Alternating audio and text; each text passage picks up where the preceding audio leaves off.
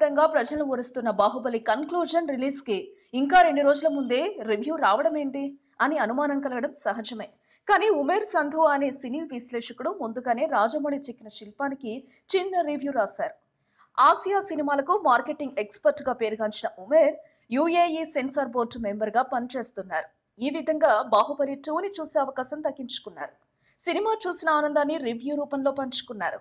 Baahubali beginning కంటే బాహుబలి 2 100 రెట్లు బాగుంది. కథ అద్భుతంగా ఉంది. అందుకు విఎఫ్ఎక్స్ తోడై సినిమాని ఊహించనంత ఎత్తుకి తీసుకెళ్లింది.